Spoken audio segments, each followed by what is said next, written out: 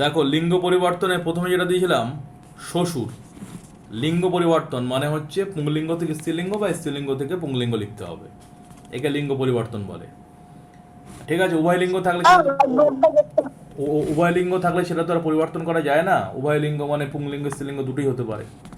তা দেখো শ্বশুর, শাশুড়ি, তালবস্য হয় বা আকার, তালবস্য হস্যু রসুন রহস্যি, শাশুড়ি।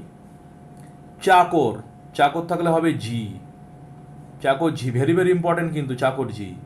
খানসামা তো খুবই গুরুত্বপূর্ণ, আগেই বলেছি পরীক্ষা আসে।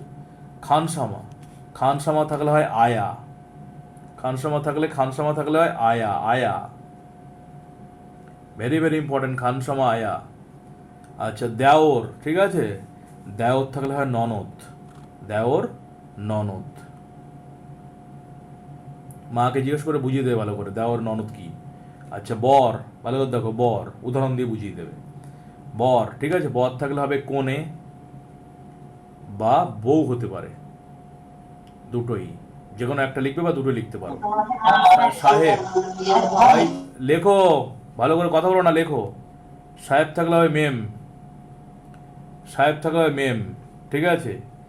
বলদ, বলদ গরু, আমরা যাকে অক্স বলি, ঠিক আছে, অক্স মানে বলদ, ষাঁড় যাকে বলি, ষাঁড় আছে, বলদ আছে, বলদ মানে যারা গাড়িটা বা মাঠে চাষ করে গাড়ি টানে, আর অক্স মানে ষাঁড়, এটা হচ্ছে বলদ, ঠিক আছে। বলদ গরু গাড়ি টানে, বলদ গরু হচ্ছে মাঠে চাষবাস করে, এইসব বলদ।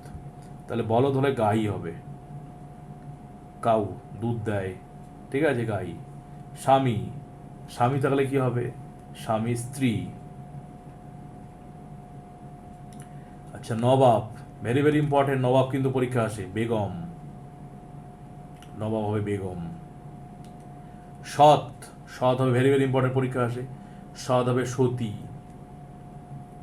বাঘ, বাঘ থাকলে হবে বাঘিনী, বা একার ঘয়সী দন্ত নেহসী, বাঘিনী। তাহলে এই হলো লিঙ্গ পরিবর্তন, যে কটা দিয়েছে এর থেকে পরীক্ষা একটা না একটা আসতে পারে। আয়া যেমন বললাম খানসামা আয়া, নবাব বেগম, সৎ সতী, ঠিক একইভাবে সাহেব মেম, দেওর ননদ, এগুলো ইম্পর্টেন্ট। বলো মিলেছে? ইয়েস, ইয়েস আর নো, মিলেছে না মেলেনি?